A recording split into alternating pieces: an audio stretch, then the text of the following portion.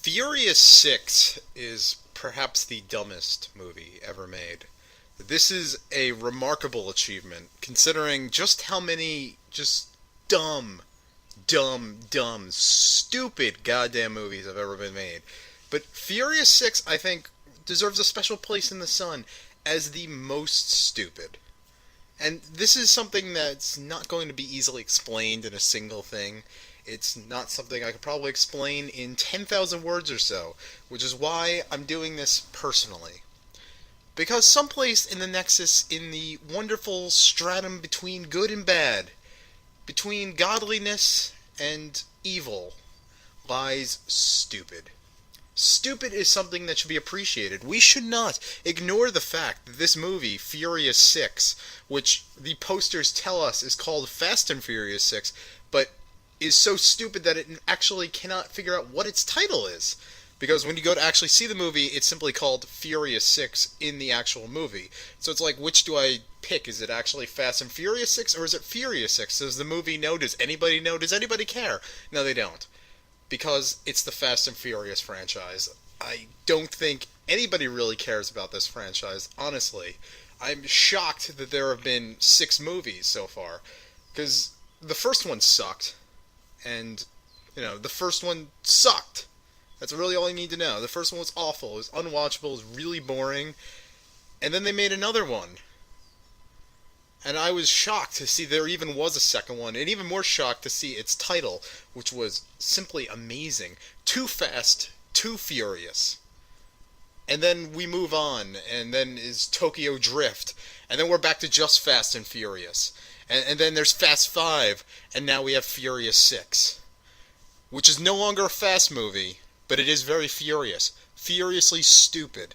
And that's something, honestly, that needs to be examined. Which is why I'm doing this thing right here. This is the BlueHighwind plot examination of Furious 6. A furious examination, if you will, but I'm not really furious about this movie. Do not get confused. This is not a movie I hate. It's not a movie I love, but it is a movie I don't hate. It was a movie that was worth the price of admission in several ways, mainly because it gave me fodder to go and talk for God knows how long about this movie. There are so many plot holes. There is so much stuff that doesn't make sense. It's almost like if Alice in Wonderland had happened to take place in a car, and Alice was wearing really slutty clothing and stilettos, and the Vin Diesel was there. Then you'd have Furious 6. But even that doesn't quite really explain it. There are no metaphors that really get right into the pristine wonder that is this movie. It is beyond simple paragraphs. It's beyond simple words. It's something you need to hear from me, personally. Because apparently I just know. I don't know. And there's just so much dumb that happens. There's so much stupid. It's like... In fact, it's hard to imagine a movie like this even gets made anymore, because once upon a time, really, really stupid movies happened a lot. That time was the 90s. You had Batman and Robin, you had The Fifth Element, you had movies like Double Dragon, just incredibly stupid movies where you could just watch and be amazed at every scene. Just how stupid it is. It's a marvel. It's something that doesn't happen enough these days. And I think we should appreciate that. I think we should open up our hearts to Furious 6 and just marvel at how dumb it is. Now, first of all, going back a while, I mentioned that I had seen the first Fast and Furious movie. That was the last one I saw until Fast 5 last year. So I'm not really an expert in the grandiose lore and the bloated cast and whatever the hell has happened in the past with these guys. In fact, I don't even recognize half the dudes in this movie. I mean, there's The Rock there, there's Ludacris, there's the chick from Haywire. I have her name written here. It's Gina Carano? I'll just call her the chick from Haywire, whatever. They're all there. But I don't know who they are. I don't know how many of these people are repeating characters. And the funny thing is that last year I actually saw Fast 5. Mostly because it's Vin Diesel versus The Rock. What more could he possibly want? It's like Christmas had come early, and then turned out to be really, really boring and not memorable at all. And the only thing I remember about that movie is that the last half hour or so was them chasing a giant crate through the streets of Rio de Janeiro, which, by the way, I think was the one part of the script for the Brazilian Job, which is what Fast Five actually was. And the Brazilian Job was the planned sequel to the Italian Job, the Marky Mark and Edward Norton movie from like 10 years ago, which I don't think anyone else on Earth remembers, which, by the way, is the remake of a 1960s Michael Caine movie. So you go, 4 degrees of separation. 1960s Michael Caine, Furious 6. The world is a very small place, as it turns out. But anyway, Furious 6, where was I? Oh yeah, stupid. Furious 6 is stupid from beginning to end. It's remarkable. It's beautiful. It's a work of passion by a brilliant, stupid manufacturer someplace. This man, whoever directed it, actually, I think I have his name someplace. Justin Lin. Justin Lin, he has to have trained for decades in a Buddhist monastery someplace specifically designed for stupid to make a movie like this. And this is his masterpiece. I know they're making a Furious 7, Fast and Furious 7, The Fast and Furious 7, 7 Fast, 7 Furious, Fast and Furious 7 Tokyo Drift 2, who the fuck knows? They can't get their titles right. But I don't think they're going to be able to top this. I cannot imagine they're going to be able to make a movie quite as stupid as this.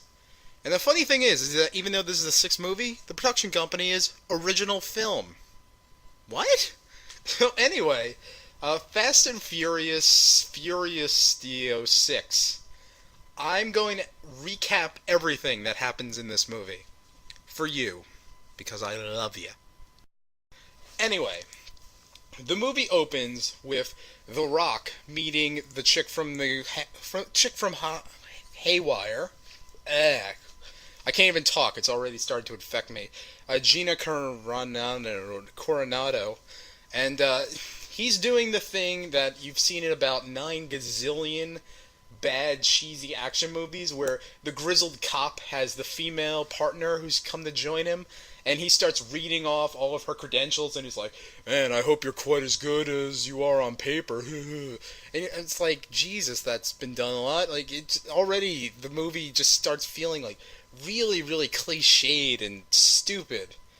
And, you know, like, not to be surprised, this movie has a terrible script. But anyway, they're in Moscow, which I think Moscow is only in this movie as part of like a cynical Hollywood way of appealing to Russians. Because I noticed that a lot of really bad, cheesy action movies have been taking place in Moscow recently, including Good Day to Die Hard, which was a bad day to be anybody alive. That movie was shit. This movie is much, much better than that. You want just stupid, you watch Good Day to Die Hard, and you want to fucking die hard. This movie, stupid, is the kind that reaffirms your life, really. So anyway, Moscow, Furious 6, furiously Moscowing 6 times. They're on a bridge. There's a car in the side of a building. Some heist is taking place, and the bad guys have stolen a thing. The bad guys need 3 parts to go and steal this super secret industrial military thing that lets you hijack an entire country and, I don't know, get the Colonel's 16 herbs and spices or find out the real identities of the Spice Girls. It doesn't matter. It's a MacGuffin. It doesn't friggin' matter. But, yeah, by the way, not mattering, that's kind of a recurring thing. That's the kind of way you should be looking at it. Because this is not a movie that's really artistically meaningful in any way. It becomes artistically meaningful, but in the most unintentional way. And that's almost more impressive, I think. So, yeah, they're in Moscow. A car is in the side of a building. There's been this big heist that's taken place. But Interpol has captured a guy.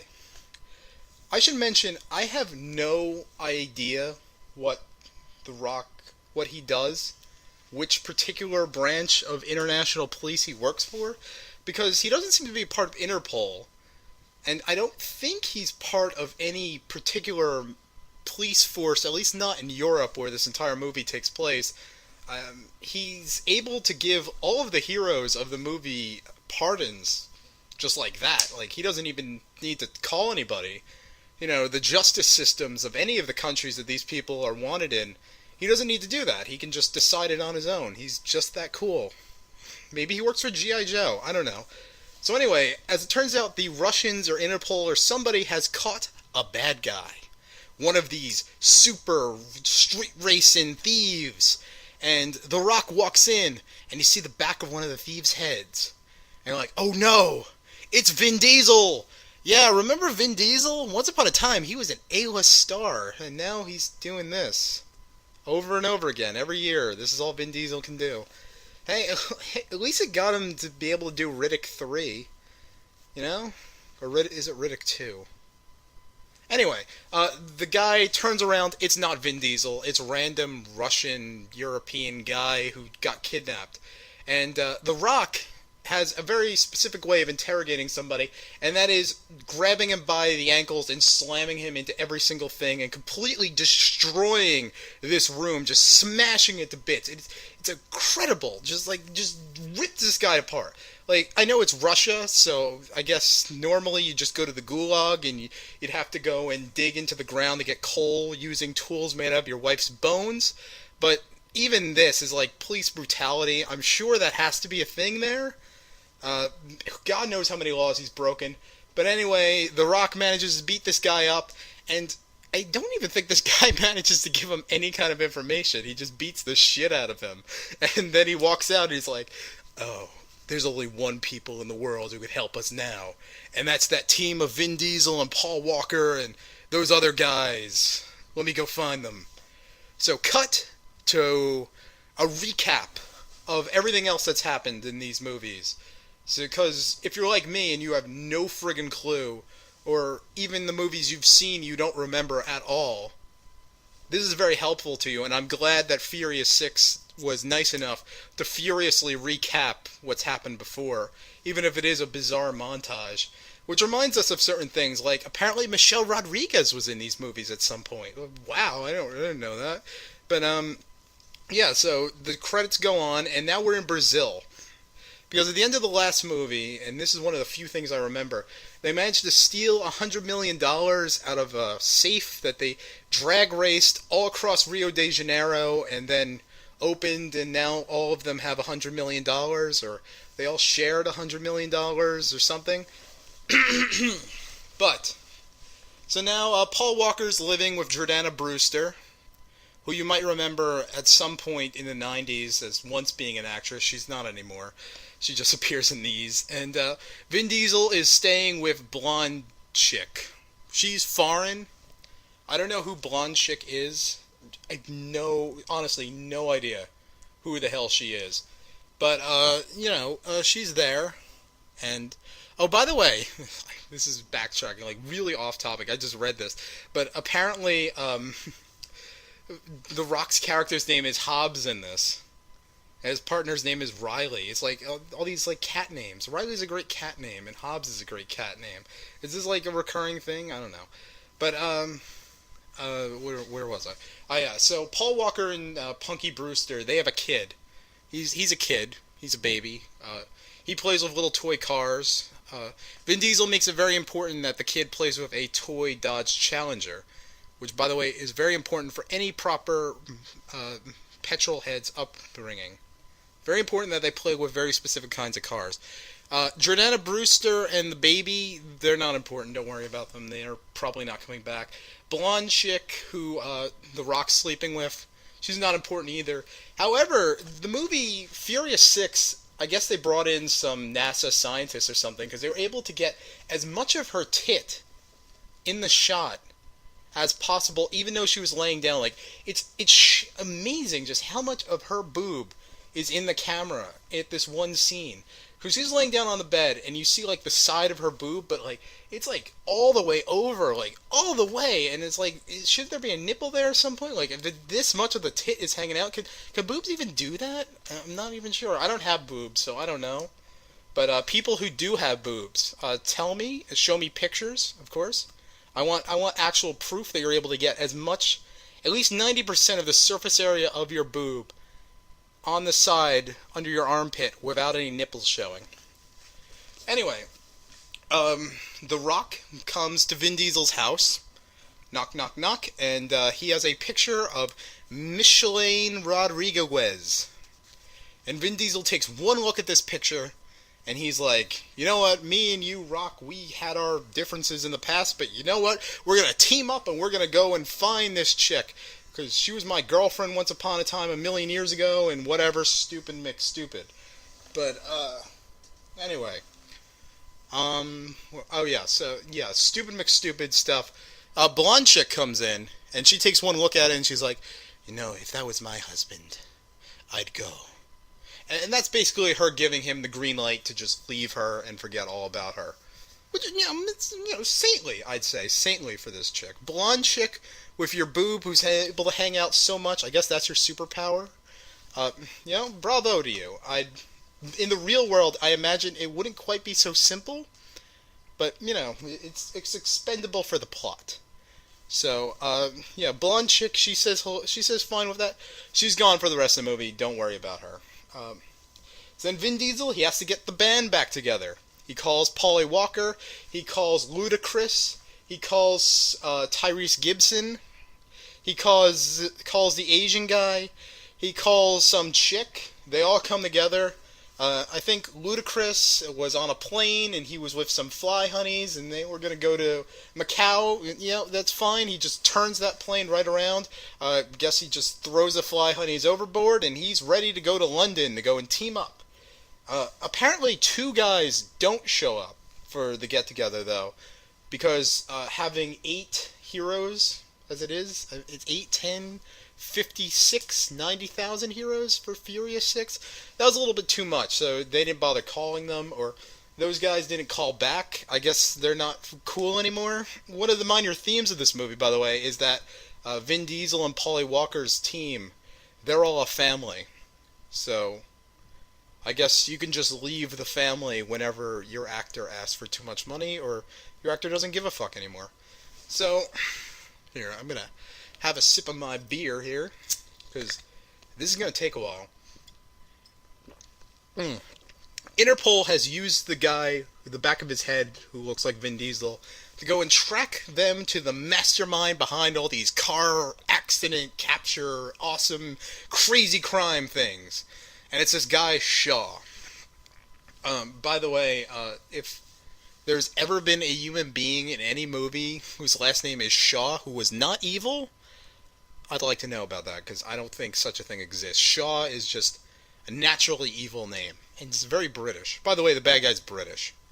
He's like a British Orlando Bloom with a mustache who's evil, because he sucks, I'm going to be honest. He's a terrible villain, but whatever. He's smug, He's supposed to be a mastermind, but repeatedly he's just kind of a moron. But we'll get to that. I'm getting ahead of myself. I'm getting too furious. I got to get faster with my Furiosity 6 Tokyo Drift. So anyway, oh shit. All right. They're all in London, and they're all like, yeah, the band's back together. So Vinny Diesel and Mr. Rock, they go over to this like parking lot, and they're looking down to where the guy with the back of his head who looks like Vin Diesel, he's gonna go and meet up with Shaw. Meanwhile, there's like 90,000 Interpol guys with machine guns outside, standing there with their guns pointing down. I don't know. They're all just on that one side. There's nobody protecting the other side, though, because the bad guy could just drive out. So the guy who's the back of his head happens to look like Vin Diesel. He's there, and he's like, "Hey, Shaw, I didn't tell the cops anything, so please don't kill me." Then Shaw's like, "You know what? The great thing about cars is that if one part doesn't work, they can just get replaced. By the way, here's some money. There's not a bomb in here, I promise." Twist, though, there is a bomb in there, and the guy gets blown up. You gotta be ready for this. All right, this movie's gonna have a lot of twists, a lot of Fast and Furious twists. Maybe just Fast twists, Fast 5 twists, Furious 6 twists, and a few Tokyo Drift twists. Well, anyway, bad guy has a special car. It is a spatula car.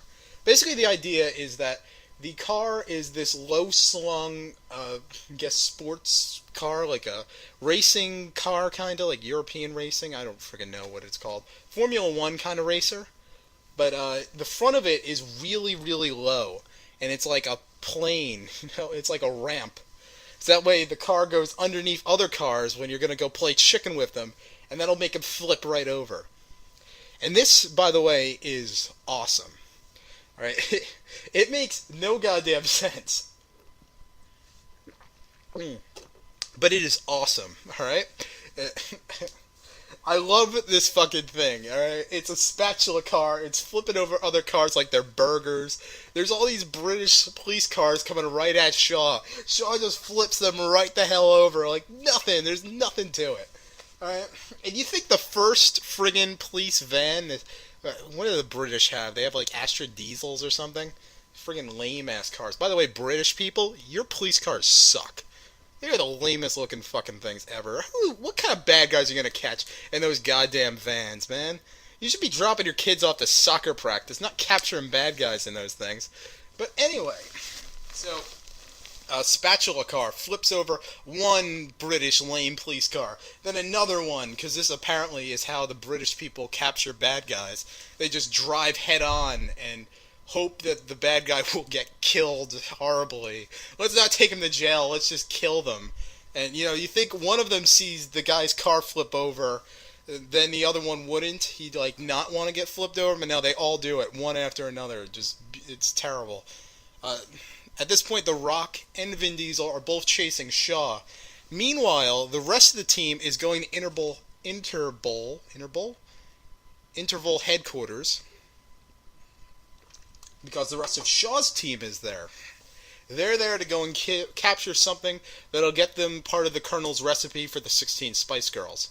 And the rest of the guys, this is Paulie Walker and random blonde chick and the Asian guy whose name is Liu Kang. Yeah, his name's Liu Kang. Or Shaka Khan.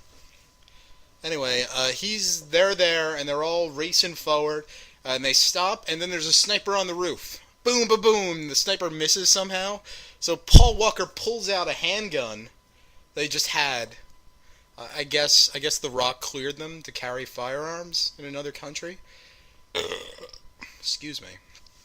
Paul Walker pulls out the gun and is like, boom, boom, boom, boom, boom, boom, boom, boom, boom, pew, pew, pew, pew, and manages to actually pin down the sniper from 400 meters away. We're in Britain, so we use meters now, not feet, okay? But, there's, alright, I know Paul Walker is, he's a trained cop in these movies, so he has to be an okay shot, and he knows basic fighting stuff, and he's a great car driver, but, there's no fucking way he's gonna be able to pin down a sniper with just a handgun, alright? The whole idea of snipers is that you have good accuracy. Yeah, whatever. Sniper guy should have had all of them dead instantly. That doesn't matter. The rest of the bad guy team, they all run out, and now a good team is chasing bad team. The bad guys, they have another spatula car being driven by some European blonde chick. She just never given a name, don't worry about her. The good guy team, they're right behind them, and the bad guys, they have a van. And one of the bad guys goes in and, punches out the window, giving himself horrible scratches all over the place, and just things that he needs to get stitches for the rest of his life, and, he has to he's basically in the hospital for the rest of the movie, because glass is really sharp, as it turns out, and it really hurts you, and I'm going to go and thank Furious 6 for its realism at this part. Except none of that. Actually, he just punches through the glass and everything's fine. They have, this rocket launcher, and this is actually pretty cool, too, here. The rocket launcher fires out this, hockey puck. They actually call it a hockey puck, which lands on the good guys' cars. And because all cars now have, more electronics in them than the laptop I'm recording this thing on right now, and probably better Nick, too. Probably better working. They're able to hack into the good guys' cars and hit the brakes for one tire, making the good guys flip over. I should mention, for Furious 6's credit, because I am not a biased person of any kind. I have no bias. unless you're Square Enix, then you get a lot of fucking bias because god damn you, god damn you, Square Enix, god damn you. Anyway, not to be biased against Furiosity 6, uh, Fastly Furious 6, Tokyo Drift, the hockey pucks hack into them, and the cars flip over, and the car flipping over effects are spot on. In fact, I'm almost convinced that they're real. Because this is, if it is real, bravo to this movie. If it's not real, the CG was good enough that it didn't even matter. It was very good. Giving it all these car flipping over effects, it looked good. Actually, this chase scene rather reminded me of The Dark Knight, and the fact that I'm saying the words The Dark Knight anywhere in the same continent as Fast and Furious anything means that this movie really did something special. And you know what? Bravo. I am now shaking your hand. I'm giving you a hand job right now. You're not going to finish, though, because you're not going to come until we finish this goddamn recap. We're only like a half hour in. I swear to fucking God. So anyway, two cars get hacked. Asian dude gets hacked. I don't even friggin' know. One of the guys gets hacked. Paul Walker is so smart that he smashes the hockey puck against like a lamppost, and he's able to keep on going. Fucking whatever. The Rock is chasing Shaw. Vin Diesel is chasing Monica Rodriguez, and St. Paul Walking Dude is chasing. I have no idea who he's chasing. The end result is Paul winds up walking home because his car's broken. The Rock jumps out of his vehicle onto Shaw's vehicle, but Shaw manages to get him off easily because he goes into like a car park, and you know the little thing, like the sign that stops you from going in, the thing that raises up and down. It almost takes The Rock's head off, but The Rock jumps away. The Rock, by the way, is really good at jumping. That's his superpower in this movie. He can jump. But the one plot important thing is that Mr. Vincent Diesel runs into Mrs. Michelle Rodriguez, and he's like, "Yo, Letty, Lefty, whatever the hell your name is in these movies, we used to have a thing, you know. I love you, baby." He doesn't say that. He's just like, he just looks at her, and she takes one look at him, and boom, shoots him in a totally non-fatal place that does not affect his fighting capabilities at all. I mean, usually when you get shot in the chest or like the shoulder, that's going to be a weak point. You're probably not going to want to get punched there. You're not going to. You should take it easy after getting shot, by the way. That's my official BlueHighwind recommendation for you guys. But that's not a concern for him in this. Vin Diesel just keeps on going like nothing happened. And I don't think the movie even remembers that he got shot. Fucking, that takes a level of intelligence well beyond Fast and Furious, alright? I pointed out long ago this movie is a monument to stupid. And you gotta remember that. Monument to stupid. Alright.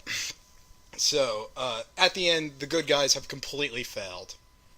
It's a tragedy, because you don't want them to win in the first goddamn chase scene, do you? So, but anyway, it's not a total loss, because the good guys are able to track who made the spatula cars. They're also able to track Shelly Rodriguez's pistol. And somehow or another, they managed to get a picture of every single one of Shaw's gang members. I don't know how they managed to do that, because it's made specific that Shaw has paid off all of the people who watch London's ridiculous Big Brother police security camera thing, and has it set so that all the cameras that could possibly take a picture of him have been shut off. Probably because he doesn't want to pay the congestion charge for driving into London in the UK. And by the way, English people, you guys put up with that shit? Seriously? I cannot believe congestion charges? Like, Jesus, man. I don't want to be like an English hater, I'm fine with you guys. You made fish and chips. You made Monty Python. You're cool with me. Still congestion charges? That's the kind of shit I expect to see in like North Korea. You got to get that shit fixed. So anyway, they have all the pictures of the good guys, so they start tracking this stuff down. Paul Walker and Vernon Diesel, they go to the guy who made the pistol. They beat up a few guys, and Actually, I don't remember what the point of that was. Um, oh, that the pistol guy leads them to a Mexican gangster guy in L.A. who apparently is working with Shaw somehow for some reason. This is all to find out what happened to Shelley Rodriguez. What happened to Emrod? Yeah, because in one of these movies she got killed. I don't know which one. I haven't seen that one. I might have seen that one. I don't know. I have no idea on this. I really don't. But she's dead, but she's not dead anymore. She's fine now. Ugh. So, meanwhile, they go to the junkyard. The two women. There's Gina Carano, the chick from Haywire, and some blonde chick. I don't know who she is. Meanwhile, Liu Kang and one of the black guys. Could be Tyrese Gibson, could be Ludacris. I don't even remember. Actually, I'm pretty sure this was Tyrese Gibson for this one. Pretty sure. I'm not racist. I'm not wearing any white capes or any white hoods. Just so you know, Tyrese Gibson, please don't friggin' come and kill me. I know you are crazy. You are a crazy human being. We've actually met, you and me, Tyrese Gibson, like in real life. You are an insane, insane human being. All right, and just letting you know that you are completely goddamn insane. Furious 6. I gotta remember that. Furious 6. Gotta stay on the ball. Stay on the Furiously 6 ball, Tokyo Drift. So, they're at the junkyard, and they're like, how are we gonna go and talk to this guy? And then, blonde chick's like, he is a man. I can seduce him. Come with me, chick from Haywire, we'll seduce him together. And, like, at this point, I'm expecting them to, like, in the next scene, for them to be all draped out in, like, evening gown and something, lots of cleavage, whatever. Actually, no, they're just wearing the same clothes again. So, rather, oh shit, that was almost an intelligent thing. Furious 6, god damn you, you should have done something more stupid. Now my claim of you being the stupidest movie ever made is completely wrong, and this whole thing's a waste of time, isn't it? Oh shit! I need another drink. Ugh. So anyway, the two chicks, they come in and they start interrogating the guy who built the spatula cars. They also find a harpoon gun that the bad guys have. This is mildly important way later. The bad guy, the guy at the truck junkyard, he makes the secret call to Shaw. And he's like, Shaw, come help me. I got good guys on my ass. These two hot chicks, and it doesn't look like this three-way is gonna happen. Can you go and go send some people to help me out? So the bad guy, he sends Shelley Rodriguez. He sends some other guy, and he sends an Asian kung fu master. They all come there. Shelley Rodriguez is not told the plan at any point, which leads me to wonder, why the hell does the bad guy even keep Michelle Rodriguez around? Like, honestly, there's no friggin' reason for him to use her in this movie, except as being leverage over Vincent Diesel. In fact, way later, Vin Diesel's like, you know what, I'll just go home if you give me Lefty, my chick, you know? I don't give a shit about your plot to go and steal the Colonel's recipe or whatever is going on here. I don't care about any of that. Just give me my girlfriend. And the bad guy's like, no, I don't want to do that. I'm too evil. You know, like, you could have just solved this like perfectly reasonable gentleman. I don't know.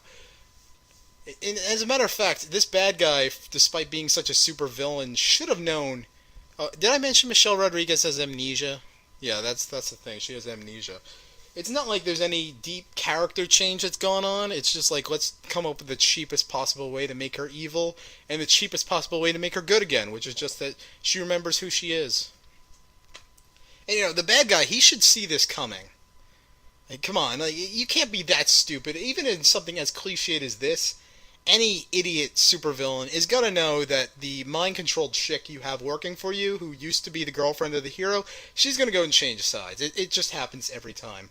It's actually one of Isaac Newton's 7 laws of plot stupid fucking bullshit. Who writes this crap? Ugh! But yeah, Isaac Newton and wait, what? Oh yeah. So the two guys there, Michelle Rodriguez, she's just standing there. She has no idea. Two guys, they pull out machine guns and they start shooting the place up. They blow up the entire office of the guys there, and they completely miss the chick from Haywire and the chick from Nothing Else. I don't even know if she was in any of these other movies, but apparently she's sleeping with Liu Kang, so don't worry. Um, Liu Kang, Sun Kang, suntan lotion, Bebop, and Rocksteady. So yeah, they don't hit any of their marks, but they completely goddamn kill the guy they were supposed to save. And the guy they were supposed to save, did he know that that was the plan? That like if police come to him, that the Shaw's just gonna have him killed instantly?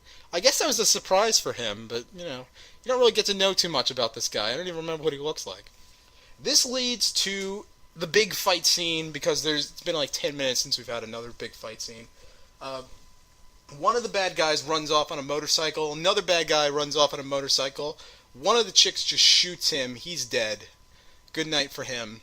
Uh, Michelle Rodriguez runs into the London Underground, and the chick from Haywire chases after him. And now you know why the chick from Haywire is here. Why Gina Carano has been used for her kung fu skills, mixed martial arts skills. Gina Carano. Carano? Gina Carano, she, by the way, is really hot. And I guess I'm ruining any chances I ever had with her by not being able to pronounce her name. But she has a very thick neck. She looks like she could, like, with just the twist of her neck, open up the bottle of my beer here. And that's kind of hot. I'm into it. Michelle Rodriguez, I know she's always plays the female badass in all these movies, but she's like 120 pounds at best.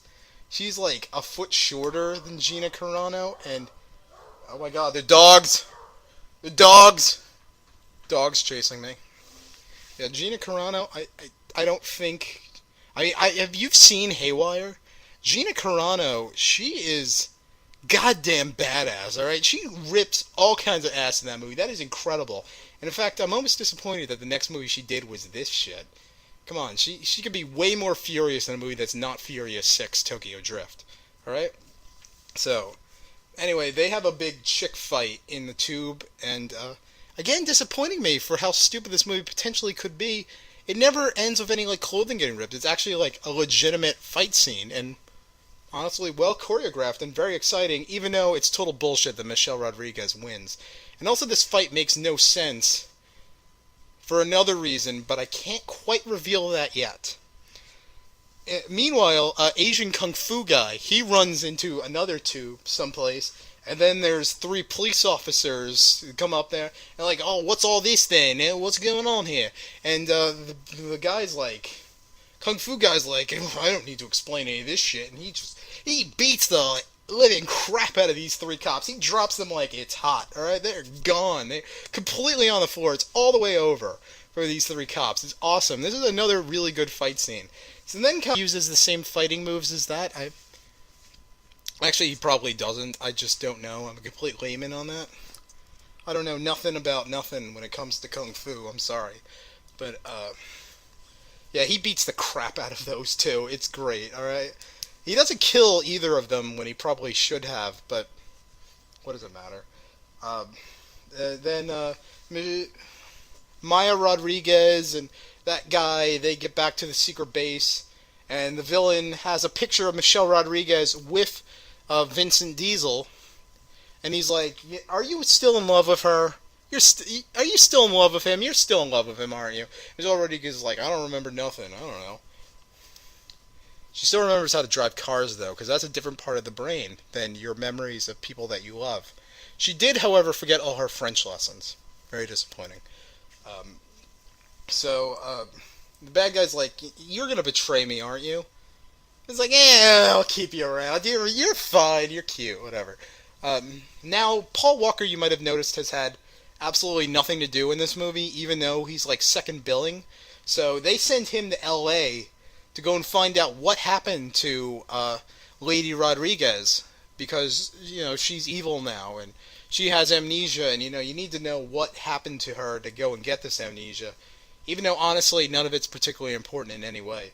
So his plan is that he gets Nucky Thompson's brother from Boardwalk Empire, Eli Thompson. He gets Eli Thompson to go and let him into the prison where this random Mexican gangster is living. Well, I guess he's not really. He's living there, but really not by choice. He's under arrest. This is random Mexican gangsters being incarcerated, so that he can go and talk to him and find out what happened to Lefty. There's a big point made that Paul Walker has to get in and out in a day, or else they're going to run his fingerprints and find out that he's Paul Walker, and then he'll go to jail for the rest of his life. Even though The Rock has so much superpowers when it comes to like extradition or whatever, you think he could just let him off immediately, but he doesn't.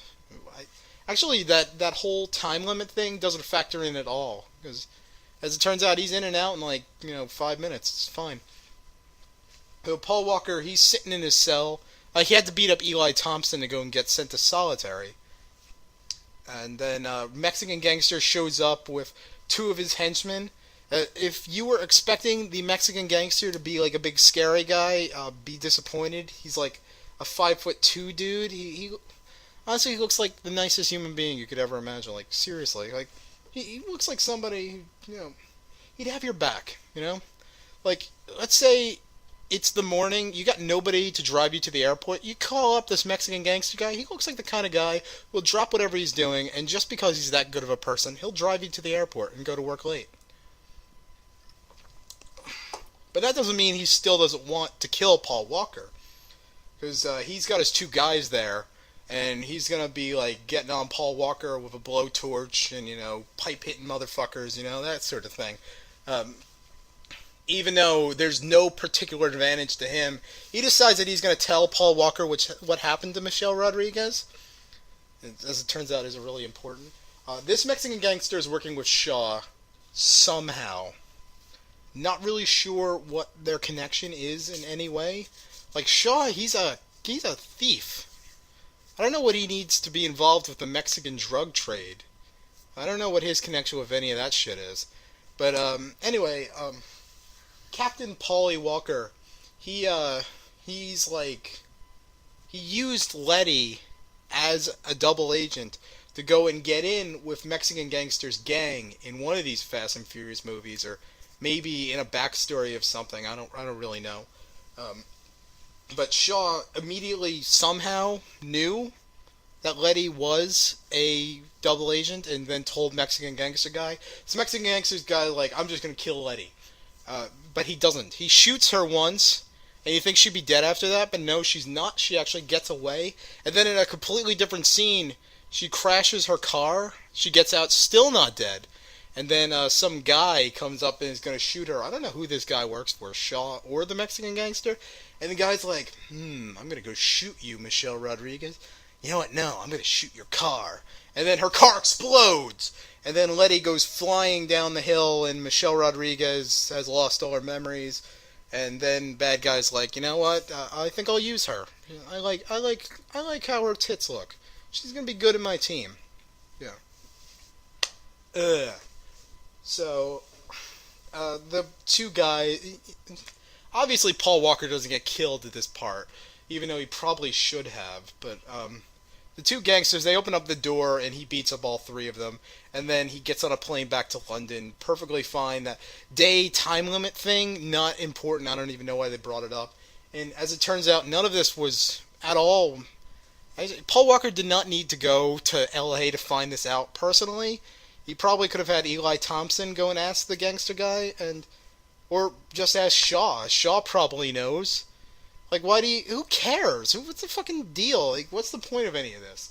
It's just 20 minutes that's added to this movie, and this movie's really goddamn long. If you haven't noticed,